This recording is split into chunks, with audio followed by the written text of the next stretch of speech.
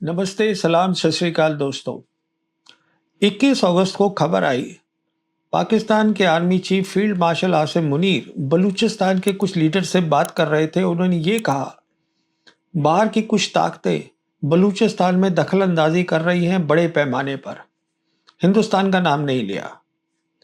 मेरे पास कल कुछ फ़ोन कॉल्स आए। लोग ये जानना चाहते थे कि क्या हिंदुस्तान बलूचिस्तान में कुछ कर रहा है गड़बड़। मैंने कहा, देखिए, मुझे मालूम नहीं है हिंदुस्तान कुछ वहां कर रहा है कि नहीं कर रहा है, पर यह तय है कि पाकिस्तान कई बार बोल चुका है और दुनिया को बोल चुका है। जैसे कि हम बोलते हैं पाकिस्तान के बारे में, वो बोल चुके हैं हमारे बारे में कि हम वहां पर गड़बड़ कर रहे हैं बलूचिस्तान में।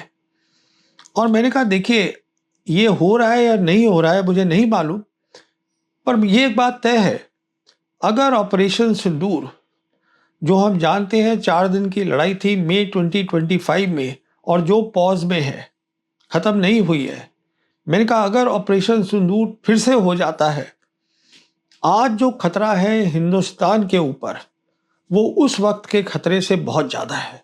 ये हमें बात समझनी है। अब वो खतरा क्या है, यही मैं बताना चाहता हूँ। पर वो समझने से पहले 3 बुनियादी बातें पाकिस्तान आर्मी के बारे में जो बहुत सारे हिंदुस्तानियों की नहीं समझ में आता है, एक बार फिर से बोलना चाहूँगा।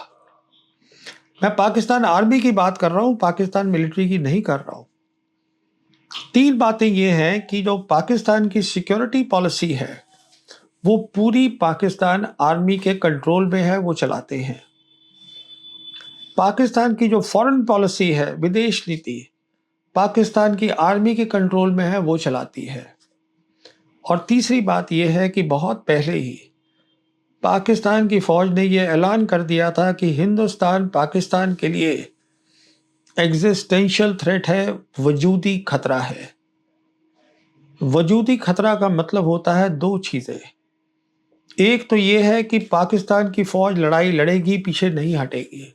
और दूसरी बात यह है, पाकिस्तान के आर्मी चीफ्स जिन्होंने ये ऐलान किया, वो पाकिस्तान की नेशनल सिक्योरिटी, राष्ट्रीय सुरक्षा, उस पर कभी कॉम्प्रोमाइज़, समझौता नहीं करेंगे। थोड़ा सा और इन तीनों बातों को समझ लीजिए।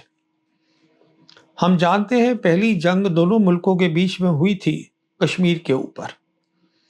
फिर 1 जनवरी 1949 को जंग रुक गई और एक मिलिट्री लाइन बन गई जिसको बोलते हैं सीज फायर लाइन। उसी वक्त से सिक्योरिटी और मिलिट्री पॉलिसी पाकिस्तान की हो गई रिस्पॉन्सिबिलिटी पाकिस्तान आर्मी की, तब से ही। और उसका एविडेंस, उसका एक नमूना हमने देखा 71 की जंग के बाद।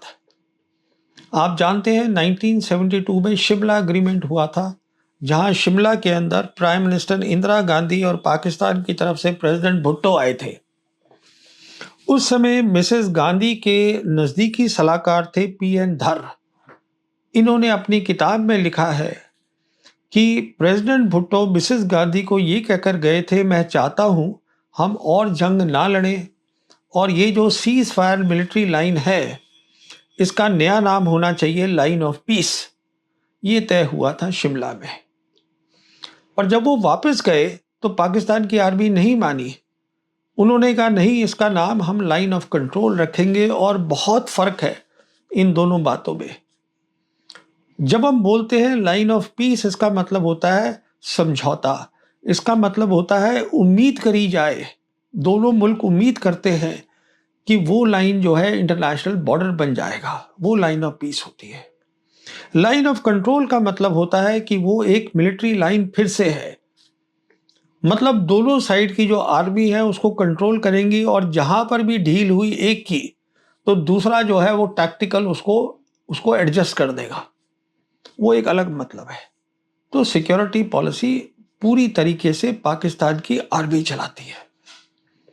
तो अगर कभी हमें बात करनी पड़े कश्मीर पे, तो पाकिस्तान आर्मी से ही करनी पड़ेगी, ये तय है।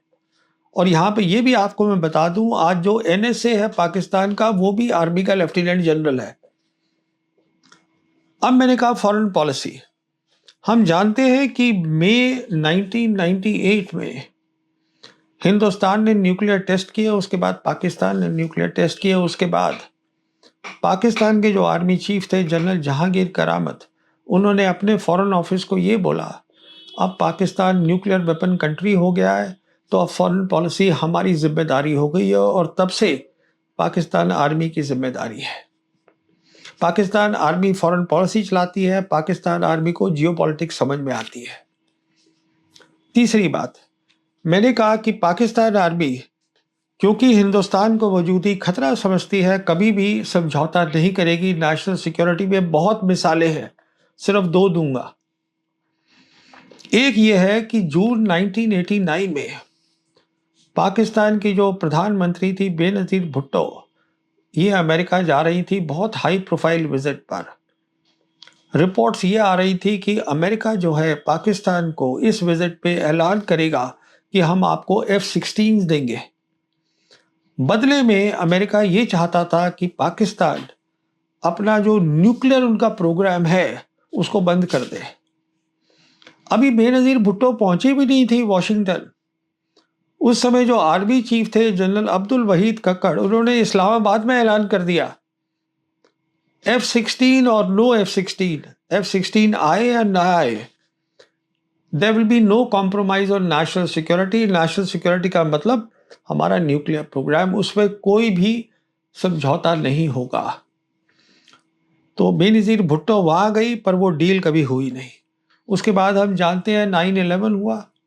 प्रेसिडेंट बुश ने ऐलान कर दिया पूरी दुनिया को, या तो आप हमारे साथ हैं या उनके साथ हैं, मतलब आप आतंकवादियों के साथ हैं। पाकिस्तान से पूछा गया, जनरल मुशर्रफ ने फौरन कहा कि मैं आपके साथ हूं। पर जनरल मुशर्रफ ने वही किया जो कि जरूरी था पाकिस्तान की नेशनल सिक्योरिटी के लिए, राष्ट्रीय सुरक्षा के लिए। बहुत मिसालें हैं, तो नहीं दूंगा, सिर्फ ये बताऊंगा कि अब जो आर्मी चीफ है फील्ड मार्शल आसिम मुनीर, वो भी वही करेंगे जो बाकी पाकिस्तान आर्मी चीफ करते रहे हैं, कॉम्प्रोमाइज नहीं करेंगे बिल्कुल नेशनल सिक्योरिटी के ऊपर। जबकि हमने देखा है कि हिंदुस्तान में कुछ अच्छा नहीं हुआ है। जब से ये मोदी सरकार आई है, आप देखिए क्या होता था।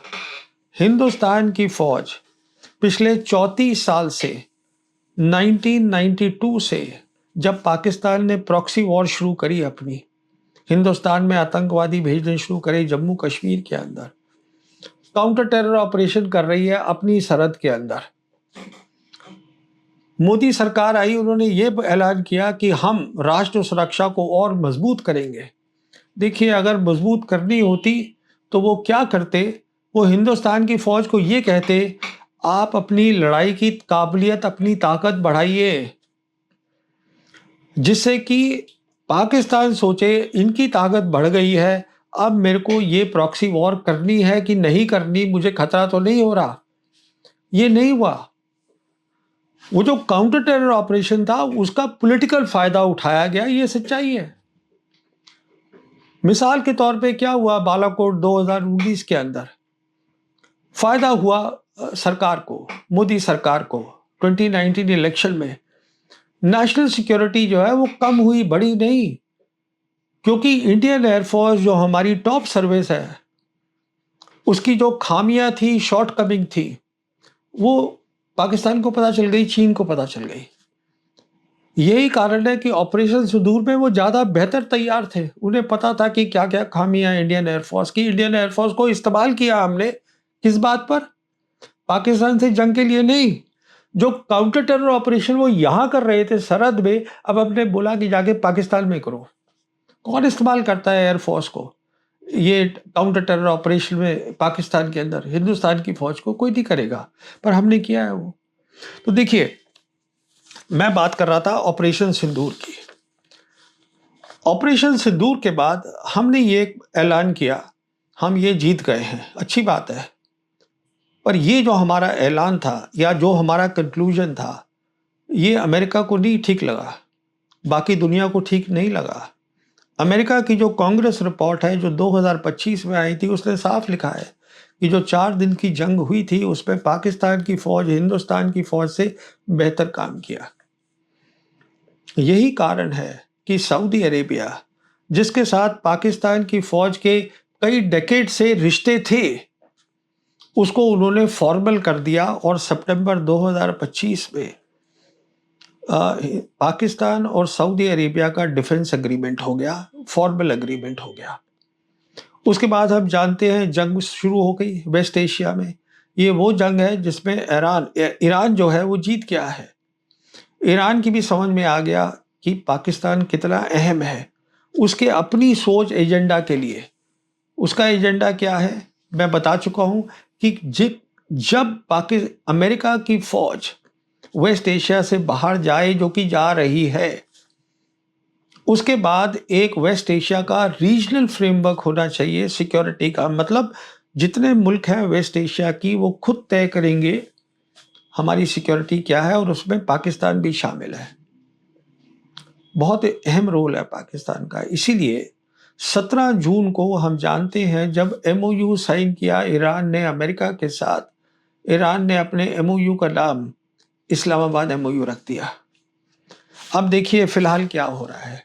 आज जब मैं आपसे बात कर रहा हूँ, फील्ड मार्शल आसिम मुनीर और उनका डेलीगेशन वो तेहरान में है कुछ खास काम के लिए। दो बातें बोलूँगा उसके बारे में।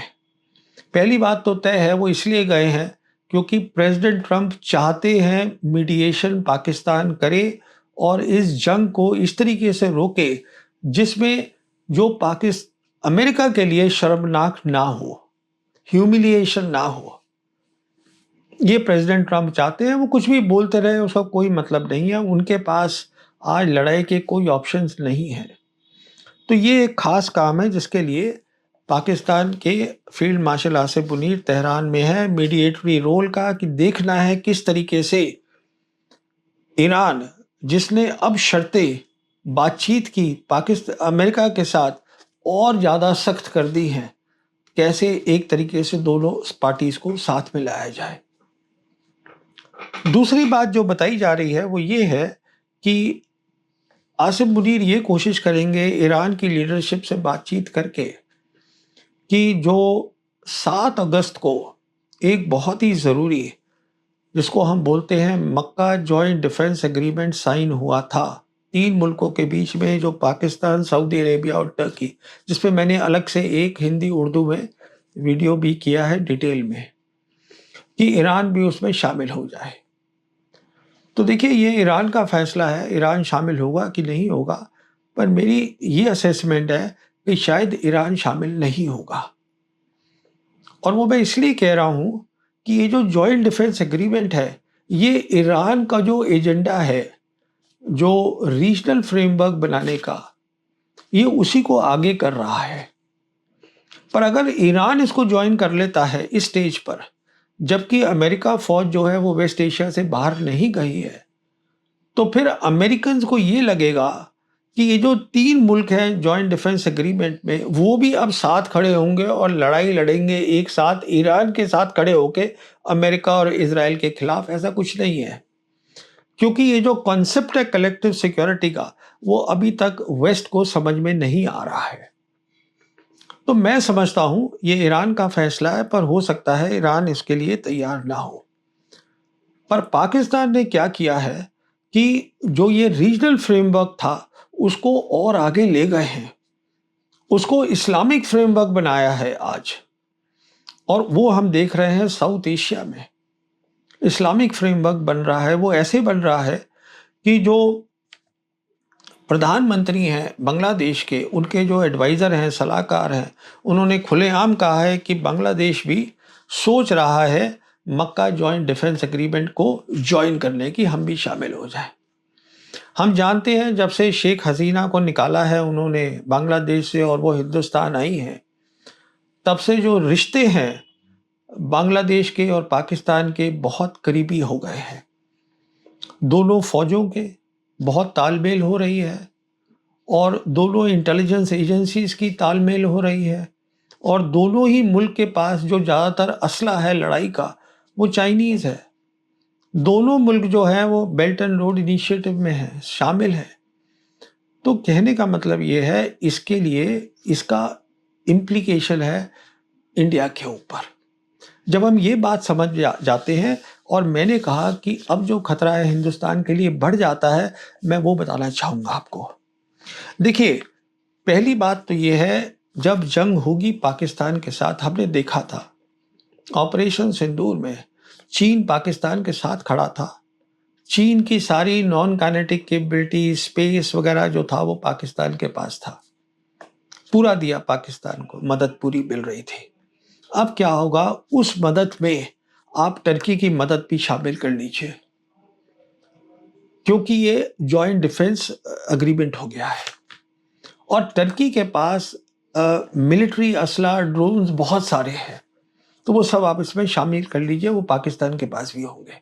पाकिस्तान वैसे भी, मैंने अलग वीडियो में समझाया है, ऑपरेशन सिंदूर के जितनी भी कमियां पेशियां थी उन्होंने उसको पूरा कर लिया है। मिसाल के तौर पे उन्होंने आर्मी के अंडर एक रॉकेट फोर्स बनाई है जिसमें उनकी कन्वेंशनल मिसाइल्स होंगी हर तरीके की, हाइपरसोनिक क्रूज मिसाइल्स भी होंगी जो हो सकता है चीन दे।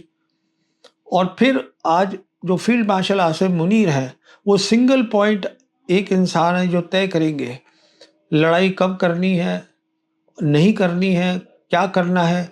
तो जो डिसीजन मेकिंग है, फैसला जो लिया जाएगा पाकिस्तान में जंग का हिंदुस्तान के साथ, बहुत तेजी से होगा, हिंदुस्तान में नहीं हो सकता। तो कहने का मतलब यह है, ये सब उन्होंने कमी पेशी पूरी कर ली है और इस तरीके से आज उनके पास टर्की की भी जो मिलिट्री कैपेबिलिटी है वो अवेलेबल होगी। दूसरी बात देखिए, मैंने कहा कि ये जो बांग्लादेश ने बोला है कि हम भी ये ज्वाइन करना चाहते हैं और जो रिश्ते करीब हुए हैं, देखिए उसका असर सीधा पड़ेगा सिलीगुड़ी कॉरिडोर पर। नक्शा देख लीजिए, वेस्ट बंगाल में सिलीगुड़ी कॉरिडोर है। यहाँ ये वो जगह है जहाँ पर कि 2017 में डोकलाम क्राइसिस हुई थी पीएलए के साथ, चाइना के साथ। ये एक छोटा सा कॉरिडोर है वेस्ट बंगाल का, जो कि जो सबसे कम जगह है वो करीबन उसकी विड्थ है 20 से 22 किलोमीटर। अगर ये काट दिया जाए, यहाँ अगर खतरा बढ़ जाए, हिंदुस्तान का पूरा नॉर्थ ईस्ट कट जाता है, लैंड रूट नहीं है। और नक्शे पे आपको साफ दिख जाएगा, अगर पाकिस्तान खड़ा है बांग्लादेश के साथ और उधर से चीन के रिश्ते म्यांमार के साथ बहुत बेहतर हो गए हैं, तो क्या वहाँ पर हो सकता है हमारा खतरा बहुत बढ़ गया है उधर। तीसरी बात, जैसे कि मैंने कहा था पहले भी कि जो चीन है, क्योंकि पाकिस्तान की पूरी मदद कर रहा है, उसके जो ग्रे जोन ऑपरेशंस हैं, जो हरकत होगी लाइन ऑफ एक्चुअल कंट्रोल पे, वो बहुत बढ़ जाएगी। उनका ये एम रहेगा देखना कि किस तरीके से हिंदुस्तान की फौज, हिंदुस्तान की एयर फोर्स तकसीम हो जाएगी। पाकिस्तान की वैसे ही कम है, पाकिस्तान की लड़ाई के लिए बहुत कम अवेलेबल होगी। और चौथी बात तो हम सब जानते हैं, जहाँ तक कश्मीर का सवाल है, कश्मीरियों का सवाल है, इसको मैं समझा भी चुका हूँ अपने पिछले वीडियो में। उनका जो है वो हमारे साथ आज नहीं खड़े हैं और इसमें उनकी गलती नहीं है, ये हमारी गलती है जिसके लिए वो हमारे साथ नहीं खड़े हैं, क्योंकि हमने उनको बहुत बार धोखा दिया है। तो कहने का मतलब ये है कि खुदा ना खास्ता ये खबर सच नहीं होनी चाहिए। मैं चाहता हूँ ये सच ना हो, क्योंकि ये लड़ाई हमें नहीं करनी है पाकिस्तान के साथ। अब मुझसे कई कहते हैं कि साहब आप लड़ाई नहीं करना चाहते। देखिए, आप लड़ाई तब करते हैं जब आपको पता है लड़ाई से कुछ हासिल होगा। जब आपका नुकसान होने वाला है, आप क्यों लड़ेंगे जाके। मैंने कहा था सिंदूर से पहले कि हिंदुस्तान, मैंने वीडियो बनाया था, हिंदुस्तान नहीं करेगा सिंदूर, हिंदुस्तान ने सिंदूर किया, नतीजा देख लीजिए आप खुद। देखिए, रास्ता एक ही है पाकिस्तान के साथ, मैं बार बार बोल चुका हूं। हम दोनों जो है एक ही सिविलाइजेशन से आते हैं। नक्शा देख लीजिएगा, सारी कनेक्टिविटी जो है हमारी एक साथ है, सब कुछ रहन सहन एक है। हमको जो है एक दूसरे से बात करनी है, मसले हल करने हैं और आगे का रास्ता देखना है दोनों को मिलके, और कोई रास्ता नहीं है। थैंक यू, शुक्रिया।